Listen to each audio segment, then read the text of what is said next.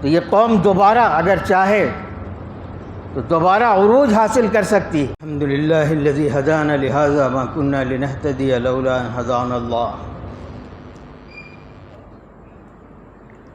والصلاة والسلام علی اشرف الانبیاء والمرسلین وعلی آلہ واصحابہ اجمعین وبارک وسلم تسلیما کثیرا کثیرا، اما بعد۔ اعوذ باللہ من الشیطان الرجیم، بسم اللہ الرحمن الرحیم۔ ولو ان فی البحر من شجرۃ اقلام والبحر یمدہ من بعدہ سبعۃ ابحر ما نفذت کلمات اللہ واللہ عزیز حکیم۔ ولو كان البحر مدادا لكلماته لنفذ البحر من قبل أن تنفذ كلمات ربي ولو جئنا بمثله مددا۔ وعنده مفاتيح الغيب لا يعلمها إلا هو ويعلم ما في البر والبحر ما تسقط من ورقة وما تسقط من ورقة إلا يعلمها ولا حبة في ظلمات الأرض ولا رطب ولا يابس إلا في كتاب مبين۔ عزیزان گرامی قدر، طالبان علوم نبوت اور فرزندان ندوۃ العلماء، اس عظیم درسگاہ میں، اس عظیم تعلیم گاہ میں ظاہر ہے میں آپ سے علم ہی کی بابت گفتگو کروں گا۔ اسی مقصد سے آپ یہاں آئے ہیں، اس کے علاوہ آپ کا کوئی مقصد نہیں ہونا چاہیے۔ اور اس کے ساتھ ساتھ یہ بھی آپ کے ذہن نشین یہ بات ہونی چاہیے کہ علم کا حصول تو رات کے اس حصے میں جس میں آدمی غفلت کے عالم میں ہوتا ہے، نیند کی حالت میں، اور ایک طرح سے وہ موت سے ہمکنار ہو چکا ہوتا ہے۔ موت صغریٰ سے تو تعبیر کیا ہی گیا ہے اس کے علاوہ جب تک آپ کھلی آنکھوں کے ساتھ جاگتے رہیں،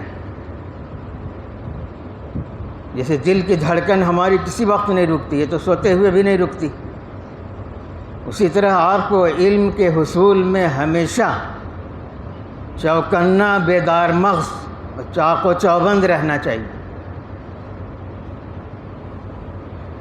علم کا سیکھنا اور سکھانا صرف کتابوں پر منحصر نہیں ہے۔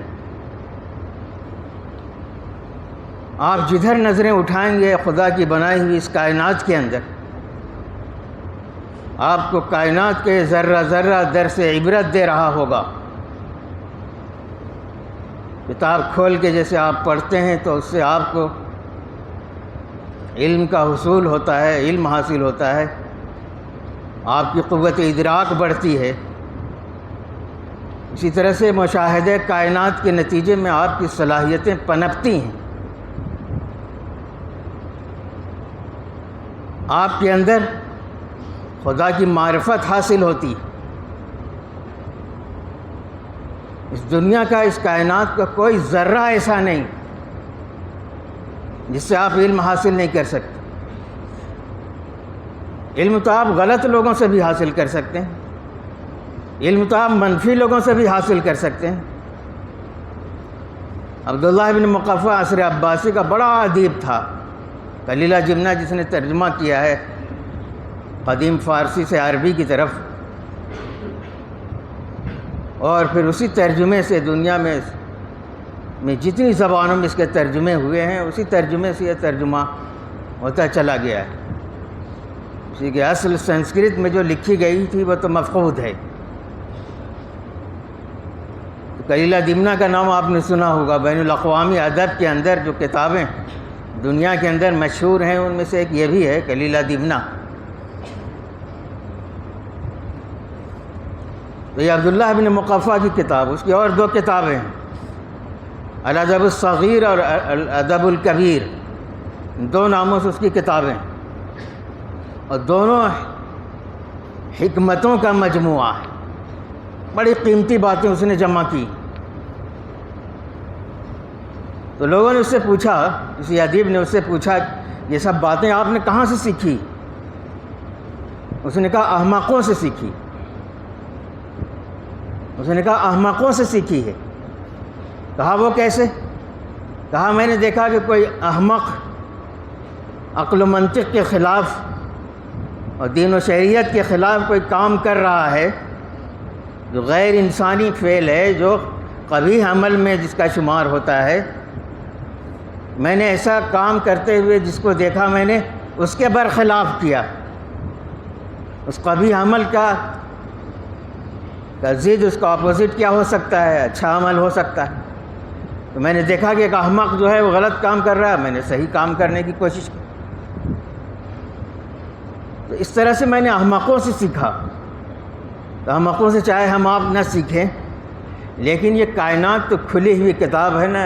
دنیا میں دو ہی کتابیں ہیں بھائی، ایک تو یہ قرآن کریم ہے جو اپنی اصل شکل میں موجود ہے۔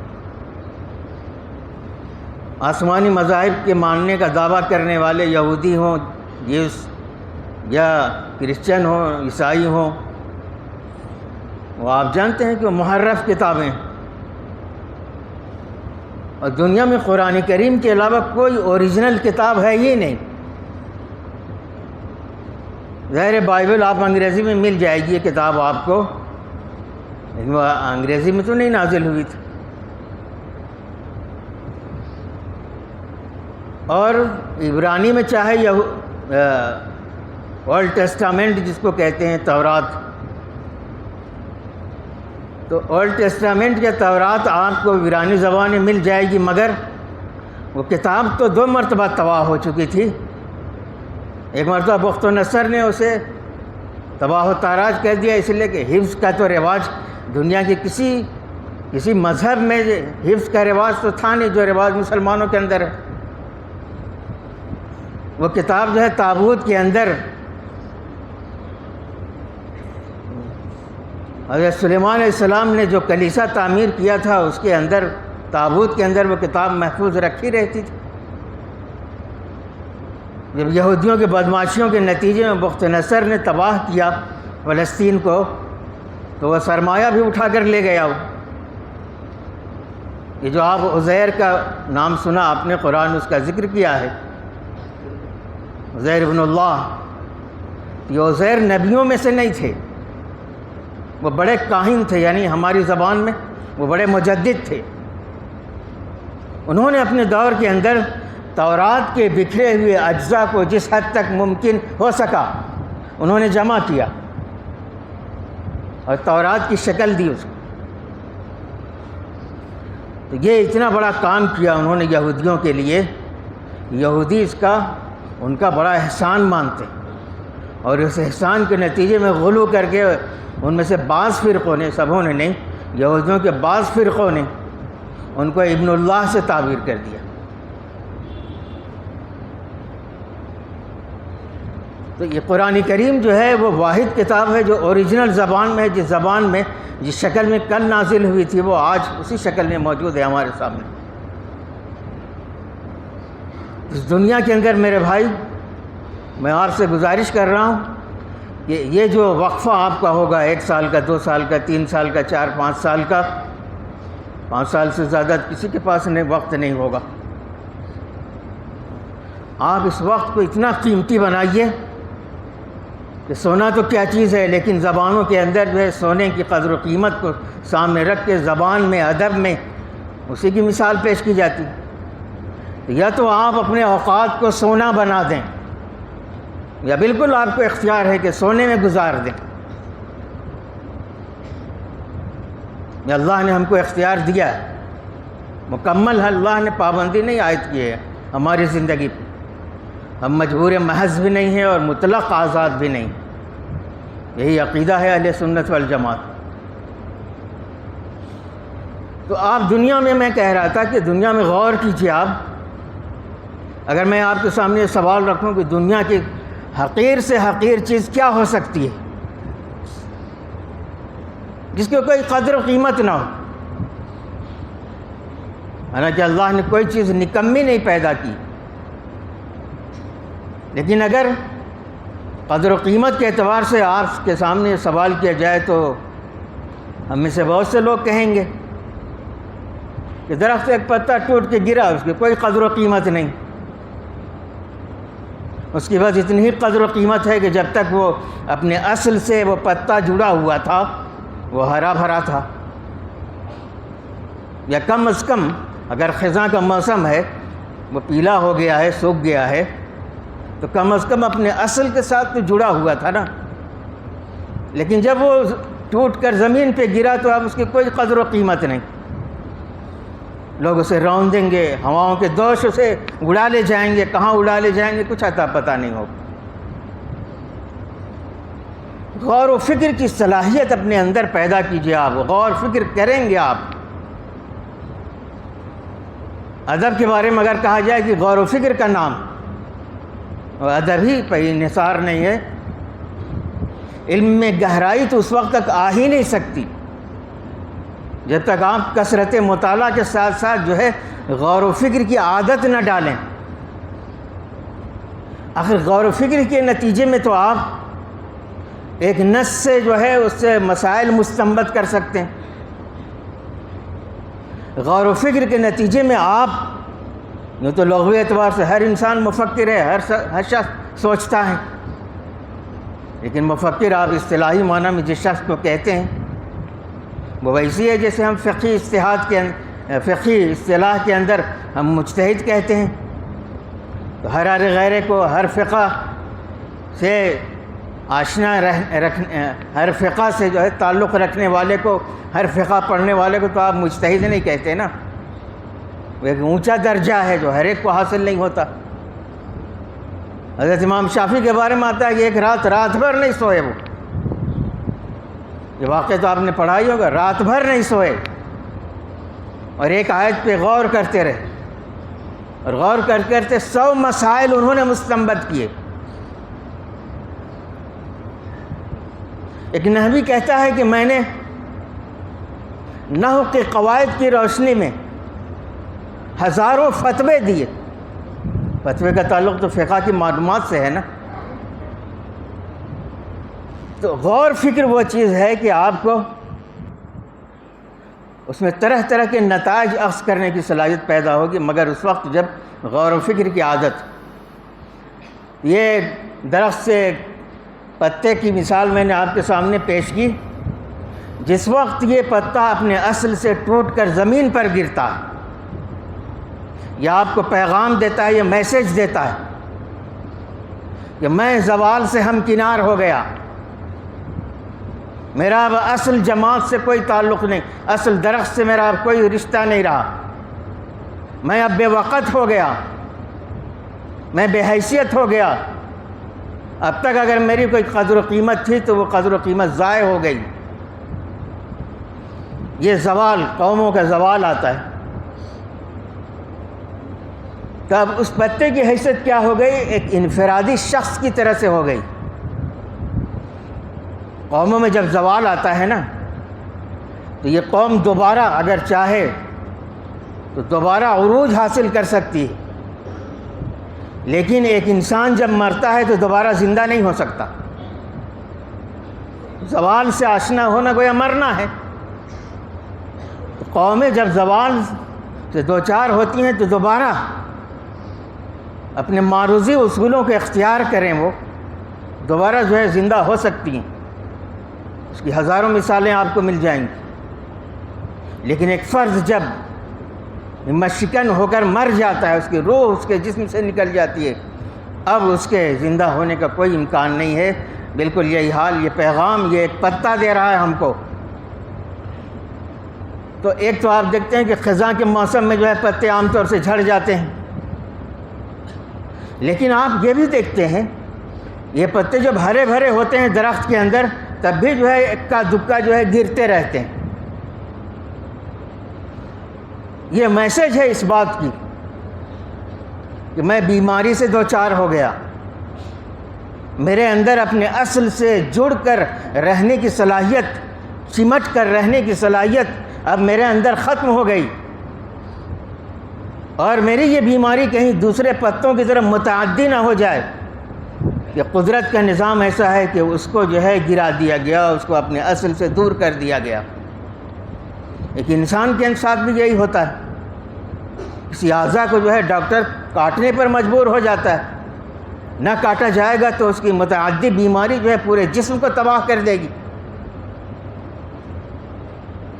ایک اور مثال میں آپ کے سامنے دیتا ہوں۔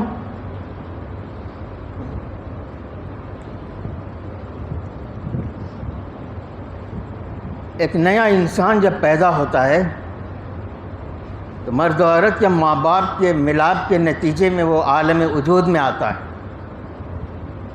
اللہ نے اس کا جو نظام بنایا ہے وہ یہ ہے کہ مادہ منویہ کے کچھ قطرے مرد کے عضو کے ذریعے سے عورت کے بویضے میں داخل ہوتے ہیں۔ سائنسدانوں کا کہنا ہے کہ ایک قطرہ منی کے اندر کروڑوں کیڑے ہوتے ہیں، کروڑوں، بلا مبالغہ۔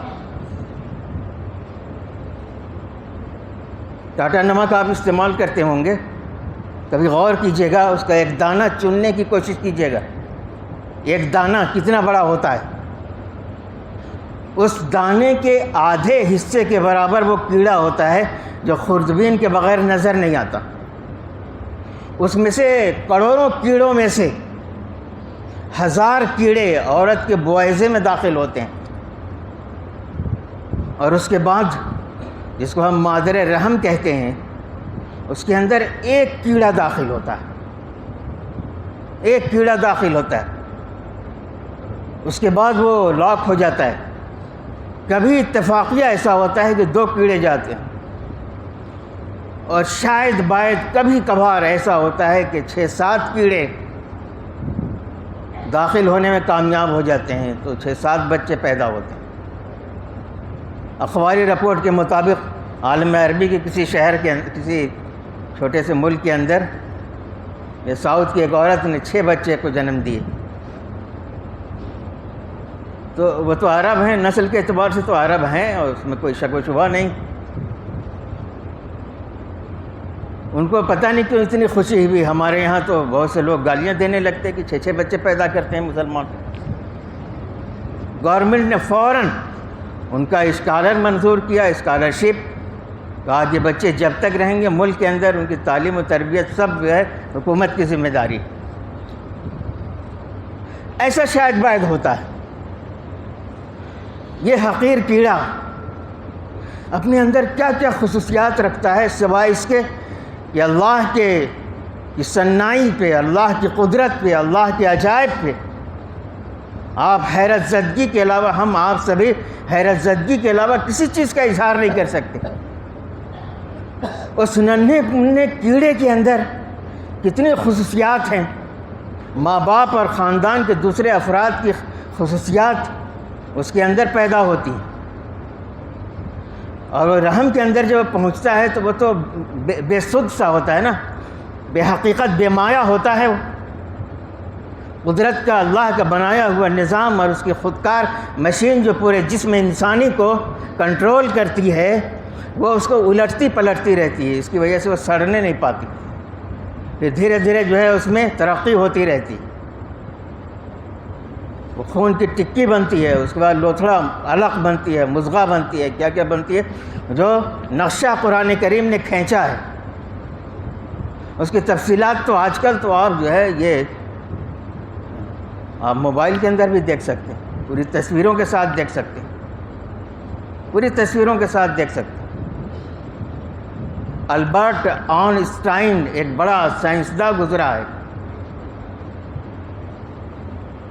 اس نے کہا ہے کہ سائنس کے مذہب کے بغیر سائنس لنگڑی لولی ہے، مذہب کے بغیر، اسلام کے بغیر، اسلام مراد لیا ہے اس نے، مذہب اسلام کے بغیر سائنس لنگڑی لولی ہے، اور سائنس کے بغیر قرآن کے احکامات کو سب کو نہیں سمجھایا جا سکتا۔ سائنس کے بغیر قرآن کے سارے احکامات کو سب کو نہیں سمجھایا جا سکتا۔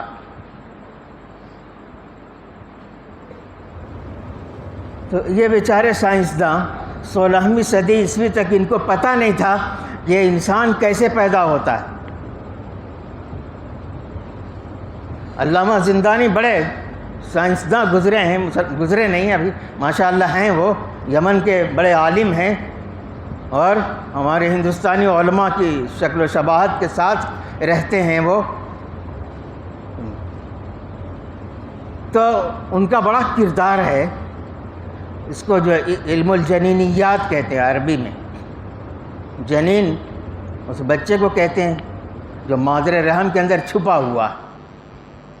جن یا جنوں کے معنی چھپنے چھپانے کے آتے ہیں۔ مجنون کو آپ مجنون اس لیے کہتے ہیں کہ اس کی عقل چھپ گئی۔ جنہ آپ ڈھال کو کہتے ہیں اس لیے کہ وہ آپ کو چھپاتی ہے، بچاتی ہے۔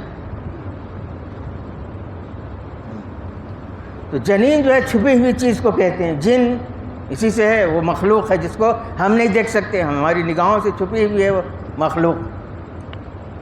تو علم الجنینیات عربی میں کہتے ہیں اور انگریزی والے ایمبرائیولوجی کہتے ہیں۔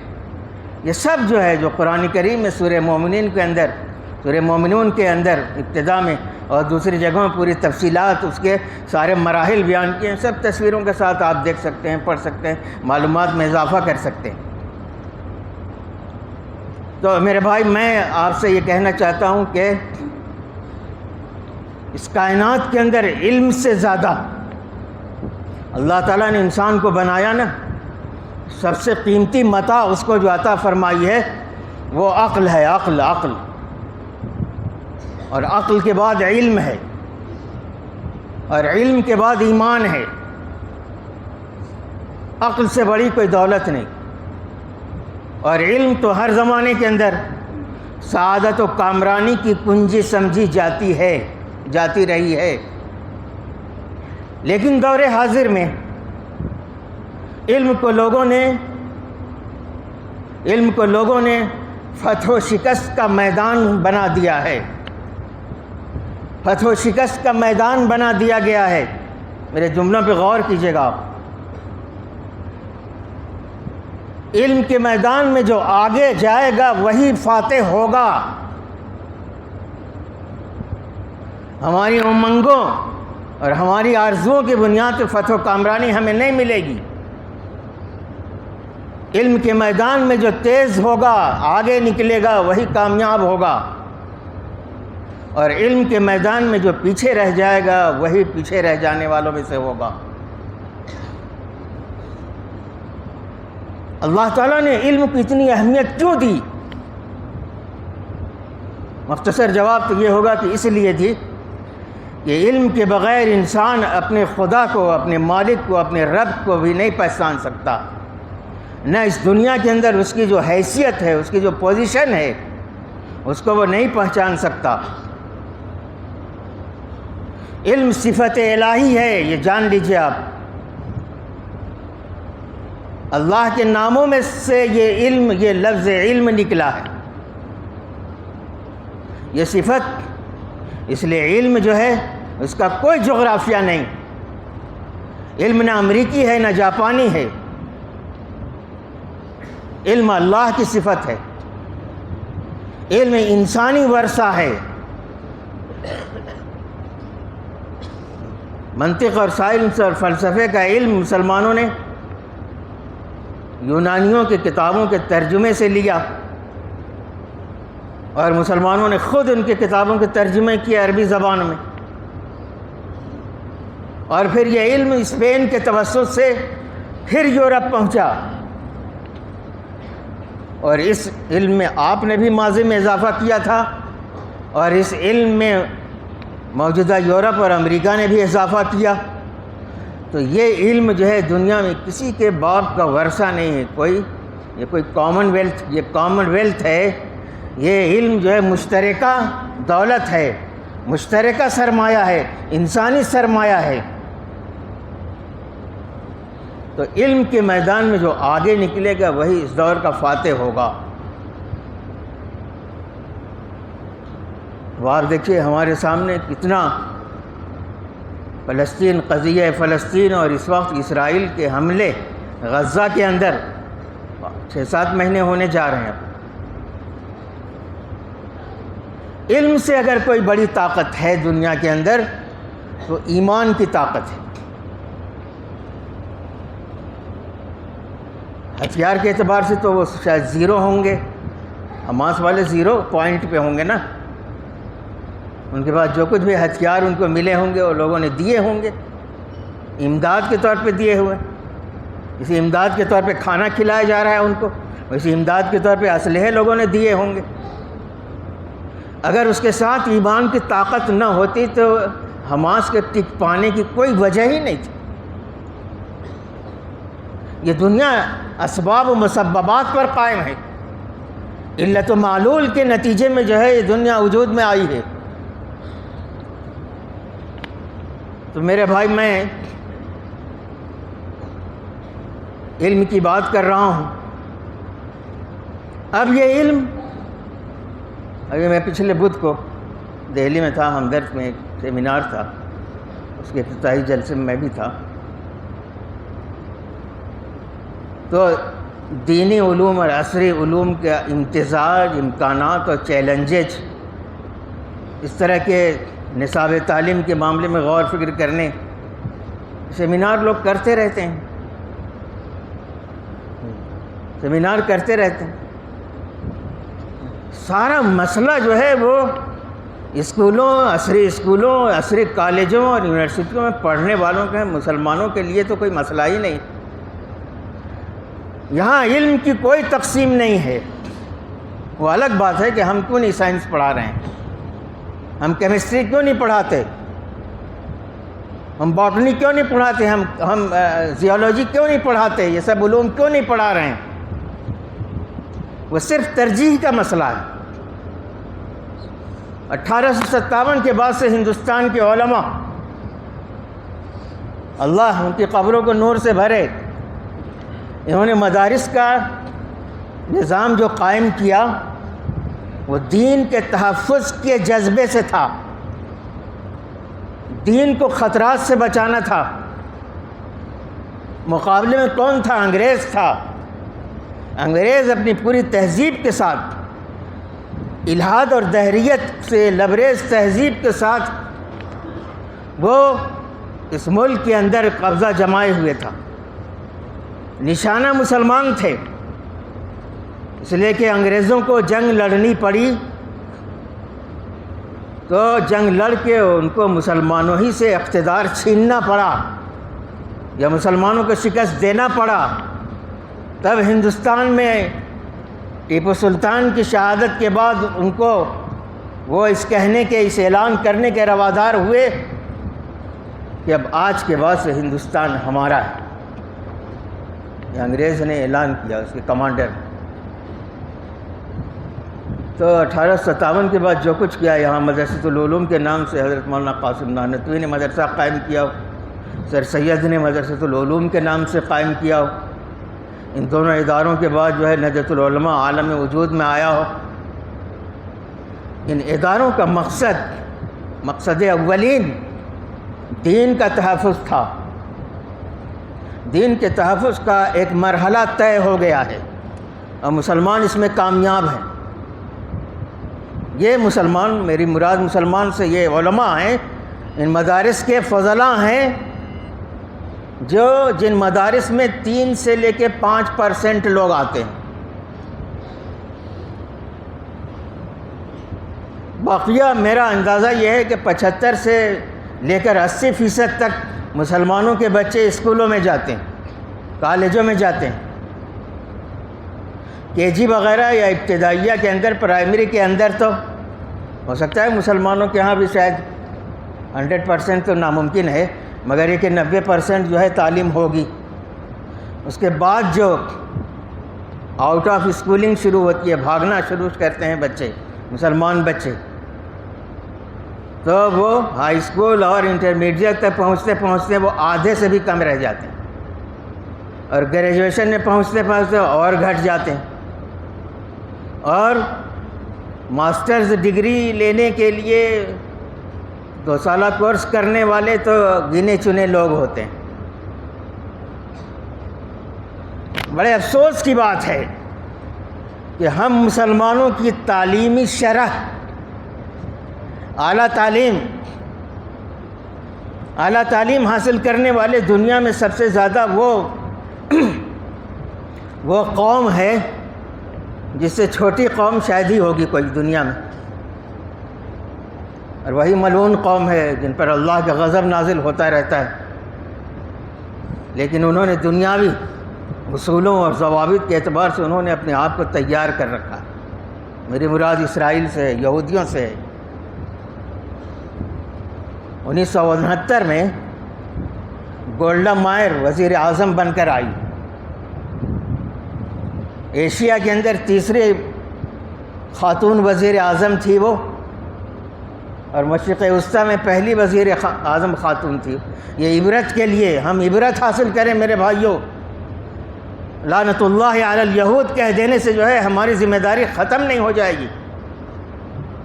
ہم قرآن سے نہیں فائدہ اٹھاتے، ہم اللہ کے رسول کے فرمودات عالیہ سے فائدہ نہیں اٹھاتے، ہم اپنی اسلامی تہذیب کی روشن تاریخ سے فائدہ نہیں اٹھاتے، ہم اپنی روشن تاریخ سے اور قرن اول کی تاریخ سے فائدہ نہیں اٹھاتے، تو ہمیں تو اب دشمنوں کو دیکھ کے اس سے عبرت حاصل کرنی چاہیے نا۔ اسی غزہ کا واقعہ ہے، اسی جنگ کے دوران کا واقعہ ہے، ابھی ایک آدھ مہینے پہلے کا واقعہ ہے۔ اقصیٰ کے امام صاحب کھڑے ہوئے خطبہ دینے کے لیے، تو انہوں نے کہا میں کیا خطبہ دوں، کس کو میں مخاطب کروں؟ اس وقت تک 30,000 کے لگ بھگ فلسطینی شہید ہو چکے تھے، کن کو میں مخاطب کروں؟ یہ 30,000، اس میں عورتوں کی تعداد اور بچوں کی تعداد زیادہ ہے۔ ان کا خون دنیا کے مسلمانوں کو اٹھا نہیں سکتا، ان کے اندر حرکت پیدا نہیں ہو سکتی، ان کی غیرت جو ہے وہ جاگ نہیں سکتی، تو میں کس کو کہوں، کیا کہوں؟ یہ کہہ کے وہ بیٹھ گئے۔ وہ تو ہم لوگ جو ہیں، ہمارا جو سر چشمہ ہے تہذیب کا، دین کا، عقیدے کا، ہماری جو روشن تاریخ رہی ہے، وہ ہم کو مہمیز نہیں لگا پاتی، وہ ہمارے دلوں کو کچوکے نہیں لگاتی۔ تو اب آخری مرحلہ تو یہی باقی رہ گیا ہے نا کہ ہم دشمن کے کارناموں کو دیکھیں اور پڑھیں اور ان سے عبرت حاصل کرنے کی کوشش کریں۔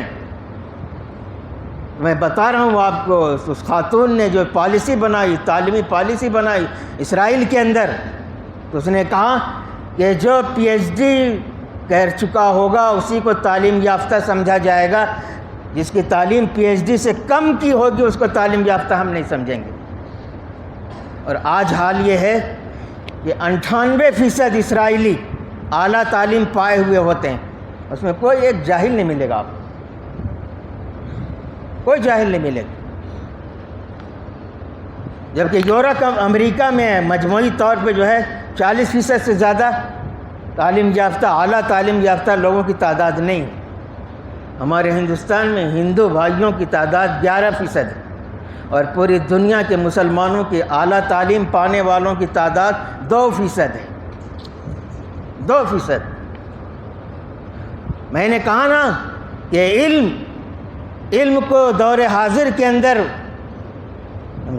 دور حاضر کو فتح و شکست کا میدان بنا دیا گیا ہے۔ جو اس میدان میں آگے نکل جائے گا وہی آگے ہوگا۔ تو آپ بتائیے، علم کا مقابلہ جب علم سے ہوگا تو 98% والا کامیاب نہیں ہوگا۔ وہ تو میں نے کہا نا کہ آپ کو علم سے زیادہ اگر کوئی بڑی طاقت ہے، وہ طاقت جو ہے ایمان کی ہے۔ صحابہ کرام کے زمانے میں جو کل تک بدو تھے، بکریاں چرانے والے تھے، آپس میں لڑانے کا اور کٹنے مرنے کا رواج تو تھا، لیکن وہ کوئی ایجوکیٹڈ فوج تو نہیں تھی نا، کوئی ٹرینڈ فوج تو نہیں تھی نا۔ وہ انہوں نے کس سے مقابلہ کیا؟ رومن امپائر سے مقابلہ کیا، روم سے مقابلہ کیا، ایرانیوں سے مقابلہ کیا۔ یہ اس وقت کی 2 سپر طاقتیں تھیں، 2 سپر طاقتیں تھیں۔ جیسے جیسے 90 سے پہلے جو ہے دنیا کے اندر سوویت یونین ہوا کرتا تھا، جو اب روس میں محدود ہو گیا ہے، اور امریکہ بہادر، یہ دو سپر طاقت رہے ہیں۔ دنیا بٹی ہوئی تھی انہیں دونوں کے جھنڈے تلے۔ تو علم کا مقام تو یہ صحابہ کرام کے پاس ٹیکنالوجی نہیں تھی، بڑی ٹیکنالوجی کی باتیں کی جاتی ہیں۔ سائنس تو نظریاتی علم حاصل کرنے کا نام ہے نا، یہ تو یقیناً ہمارے مدرسوں کے اندر ہونا چاہیے۔ یقیناً بہت سی آیتوں کو صحیح معنی میں ہم نہیں سمجھ سکتے۔ لَتَرْكَبُنَّ طَبَقًا عَنْ طَبَقٍ کی تفسیر آپ دیکھیے گا تو آپ کو یہ نظر آئے گا کہ رکوب یہاں مجازی معنی میں، رکوب یہاں مجازی معنی میں، مراحل انسانی مراد لیا گیا ہے۔ لیکن جب 1967-68 میں انسان 3 آدمیوں کو لے کر جو ہے انسان، ان کا راکٹ جو ہے وہ چاند پہ پہنچا، تو مرحلہ وار وہ پہنچے نا۔ خلا کو انہوں نے سر کیا، خلا کو ڈائنامٹ کے ذریعے سے انہوں نے سر کیا، اس کے بعد ان کا جہاز خلا کے اوپر گیا، ورنہ خلا میں معلق ہو جانا چاہیے تھا۔ تو اب تو جو ہے بعض لوگوں نے یہ مراد لیا ہے، اس سے جو ہے اس سے یہ مفہوم تو نکلتا ہی ہے کم از کم، اس سے خلا میں جانے والے وہ لوگ مراد ہیں۔ اس لیے کہ اس کے بعد جو کچھ کہا گیا ہے کہ اللہ کی نشانیاں دیکھتے ہو تب بھی مسلمان نہیں ہوتے، تب بھی اللہ کو نہیں مانتے، اور وہ جو چاند پہ گئے اور جو نشانیاں انہوں نے دیکھی اس کا صاف انہوں نے انکار کر دی۔ ایک کے بارے میں مشہور ہوا تھا، اس وقت کافی دنوں کئی سالوں کے بعد، 20 سال کے بعد جو ہے، اصل میں اس منتین میں سے ایک ایسا مصری تھا جو اپنے اصل کے آباء و اجداد کے اعتبار سے وہ مصر کا تھا، تو اس کا یہ بیان شائع ہوا، بہت مشہور ہوا۔ اس طرح کے بیان تو بہت مشہور ہوتے ہیں۔ بعد میں اس کی تردید آئی، المدینہ اخبار کے اندر پورے پیج کے اندر اس کا مضمون شائع ہوا تھا عربی میں، جس میں اس نے کہا کہ نہیں، میں نے اذان کی کوئی آواز نہیں سنی وہاں۔ لوگوں نے مشہور کر دیا تھا کہ لوگوں نے وہاں اذان کی آواز سنی، اذان کی آواز سنی۔ اب خیر سے جو ہے ہندوستان بھی وشو گرو بنجن جو جا رہا ہے وہ بھی پہنچ گیا ہے، تو ان کو بھی کچھ نظر آنے لگا ہے۔ تو ہم ذرا متوہم قسم کے لوگ ہیں، توہمات میں بہت جلدی ہم لوگ پھنس جاتے ہیں۔ تو میرے بھائیوں، صحابہ کرام نے جو جنگیں جیتی تھی اور دنیا کو کنٹرول کیا انہوں نے، ان کے پاس وہ ٹیکنالوجی تو نہیں تھی نا، کم از کم اس معیار کی ٹیکنالوجی تو نہیں تھی نا۔ حضور صلی اللہ علیہ وسلم نے فوراً توجہ فرمائی۔ غزوہ حنین جو فتح مکہ کے 1 مہینے کے بعد، فتح مکہ رمضان میں ہوا تھا، شوال میں جو ہے غزوہ حنین پیش آ رہا تھا، عین جنگ کی حالت میں حضور صلی اللہ علیہ وسلم نے 2 صحابہ کرام کو جرف کے مقام پر بھیجا تھا، منجنیق کی تعلیم حاصل کرنے کے لیے۔ اس کو چھوٹا موٹا اس زمانے کا توپ سمجھ لیجئے آپ، بڑا غلیل سمجھ لیجئے، یا چھوٹا موٹا توپ کہیے اس کو آپ۔ اس کے ذریعے سے پتھر کے ٹکڑے پھینکے جاتے تھے، قلعے کی دیواروں کو کمزور کر کے توڑا جاتا تھا، پھر فوج جو ہے اس میں داخل ہو جاتی تھی۔ تو اللہ کے رسول صلی اللہ علیہ وسلم نے قطعاً پس و پیش نہیں فرمائی، اتنا بھی انتظار نہیں کیا آپ نے کہ جنگ ختم ہو جائے تو اطمینان سے بھیجتے ہیں لوگوں کو، عین جنگ کی حالت میں آپ نے بھیجا۔ ٹیکنالوجی میں تو جو لوگ ٹیکنالوجی کی باتیں کرتے ہیں نا، وہ سمجھتے ہیں کہ امریکہ کی طرح سے ہم ٹیکنالوجی حاصل کر لیں گے تو دنیا ہمارے قابو میں آ جائے گی۔ بھول بھول بھول، ایسا کہنے والوں کے 1000 بار بھول ہیں۔ وہ سمجھتے ہیں کہ ہندوستانی مسلمانوں کے سارے مسائل اس لیے ہیں کہ یہ ایک بالش پیٹ کے دوڑ میں یہ ماڈرن لوگوں سے پیچھے ہیں، اور ہمارے یہاں کا ماڈرن طبقہ تو دنیا والوں سے بھی پیچھے ہے۔ سائنس اور ٹیکنالوجی کی باتیں آپ مدرسوں کے حوالے سے کرتے ہیں۔ بھائیوں، علی گڑھ نے کیا کیا؟ کوئی بتائے ہمیں۔ جامعہ اسلامیہ نے سائنس کی دنیا میں کیا کیا؟ عثمانیہ یونیورسٹی حیدرآباد نے کیا کیا؟ سائنس پڑھائیے آپ، لیکن ٹیکنالوجی کے جو بڑے بڑے پروجیکٹ ہوں گے اس کو مدرسے والے کیسے سنبھال پائیں گے بھائی؟ کیسے انتظام کر پائیں گے جو معمولی تنخواہ نہیں دے پاتے اپنے معلمین؟ یہ تو حکومتوں کے کرنے کا ہے۔ یہ مسلمانوں کے جو 57 اسلامی ممالک ہیں، انہوں نے کیا کیا؟ ان سے 2-4 ملکوں کے علاوہ ایک بیچارہ عراق تھا، اس نے نیوکلیئر پاور حاصل کر لیا تھا، پاکستان نے جو ہے جوہری بم حاصل کر لیا، ایران ہے اس وقت۔ 2-4 ممالک کے علاوہ کون ہے اسلامی ملک میں جس نے اپنے آقاؤں سے اسلحہ خریدنے کے علاوہ کچھ کیا ہو؟ میرے بھائی، میں اصل موضوع پہ نہیں آ سکا ہوں اور آپ کے پاس ٹائم بھی نہیں ہے، میرے خیال میں وقت ہو رہا ہے۔ ان مدرسوں کا قیام کا محرک جو ہے وہ یہ ہے کہ اللہ کے رسول صلی اللہ علیہ وسلم جن ذمہ داریوں کو ادا کرنے کے لیے اور آپ کے بعثت کے جو مقاصد تھے، وہ صرف 5 آیتیں اگر آپ اپنے سامنے رکھیں نا، تو اس سے جو ہے میں نے 16 مقاصد بعثت جو ہے اخذ کیے۔ انا ارسلناک رحمۃ للعالمین کو لیجئے آپ، والذی بعث فی الامیین رسولا، یہ آیت 2 مرتبہ سورہ بقرہ میں، 1 مرتبہ جو ہے سورہ جمعہ کے اندر آئی ہے۔ اس میں 4 ذمہ داریاں ذکر کی گئیں۔ سورہ احزاب کی آیت لیجئے، اس میں یا ایھا الرسول انا ارسلناک شاہدا ومبشرا ونذیرا، اس میں 5 ذمہ داریاں آپ کی بتائی گئیں۔ سورہ اعراف کی 157 آیت لیجئے آپ، الذین یتبعون الرسول النبی الامی الذی یجدونہ مکتوبا فی التوراۃ، اس کے بعد آپ کی ذمہ داریاں گنائی گئی، یأمرہم بالمعروف وینہاہم عن المنکر۔ اس میں 5 ذمہ داریاں یا 4 ذمہ داریاں اس میں بتائی گئی۔ اور هو الذی ارسل رسولہ بالہدی ودین الحق لیظہرہ علی الدین کلہ، یہ آیت کریمہ سورہ صف میں بھی اور سورہ اور ایک جگہ آئی ہے، غالباً سورہ الفتح کے اندر، اس میں ایک ذمہ داری بیان کی گئی۔ اور احناف کے نزدیک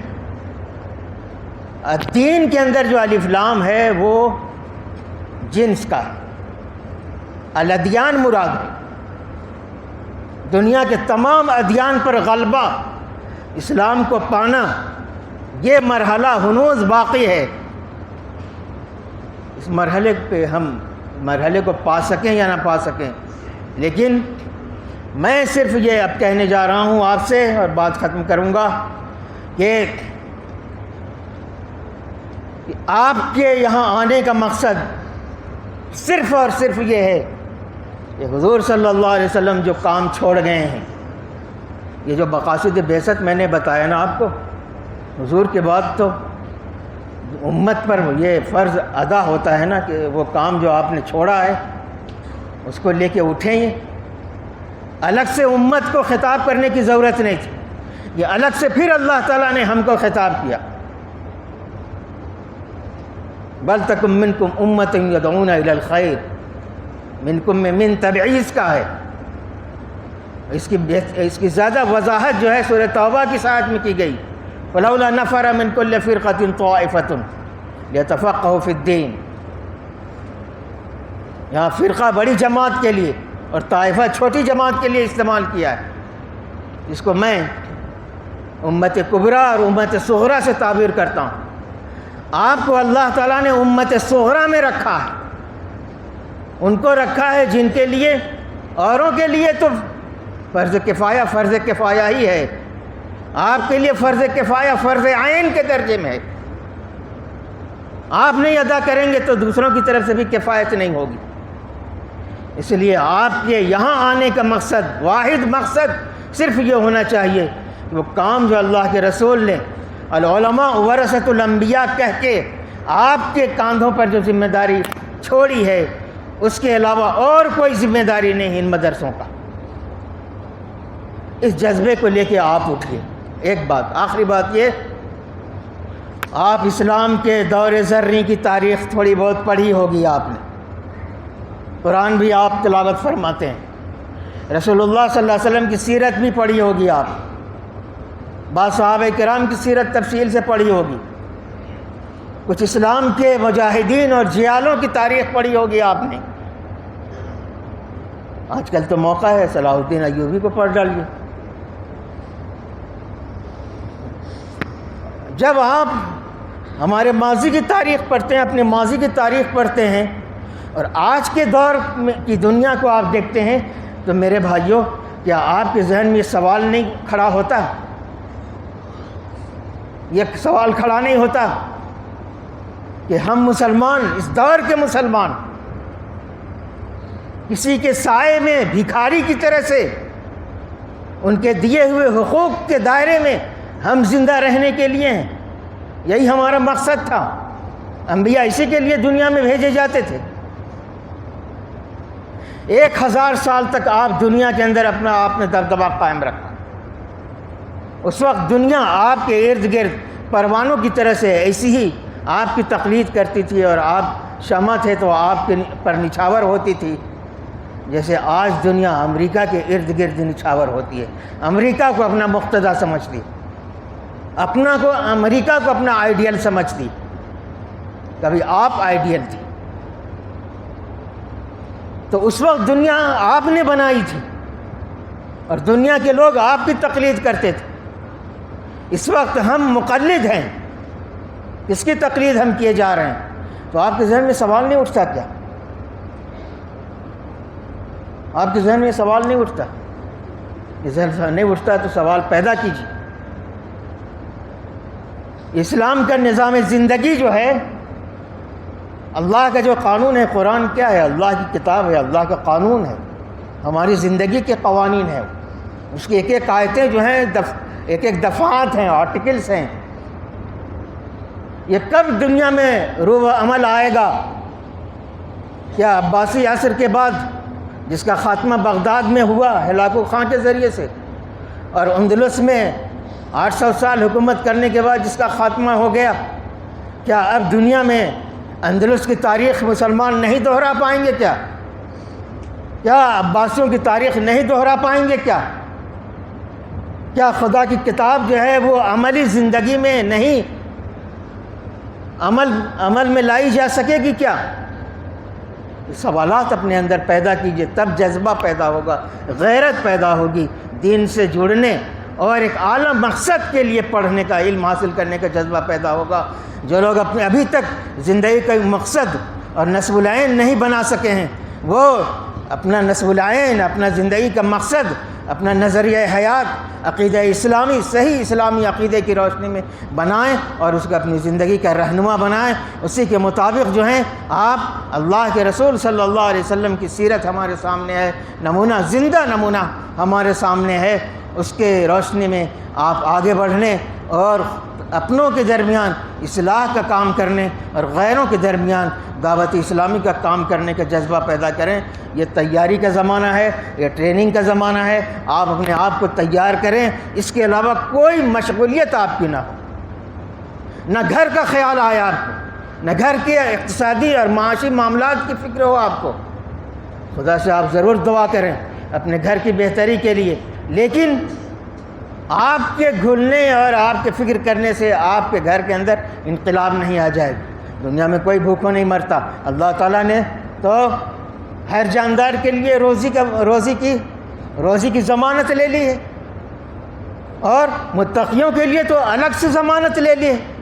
من یتق اللہ یجعل لہ مخرجا ویرزقہ من حیث لا یحتسب۔ کیا گھر کی فکر لیے بیٹھے ہیں یار؟ آپ اپنا نقصان کر رہے ہیں میرے بھائیوں۔ بڑے مقصد کے لیے، اللہ کے دین کے لیے، نحن انصار اللہ، اپنے اندر جو ہے یہ جذبہ پیدا کیجئے، اس کو تنہائی میں دہراتے بھی رہیے کہ میں اللہ کا انصار بن کر رہوں گا۔ اللہ تعالیٰ آپ کی مدد کرے گا، آپ کی ہمنوائی کرے گا، اور آپ کے اللہ کی مدد آپ کے ساتھ ہوگی۔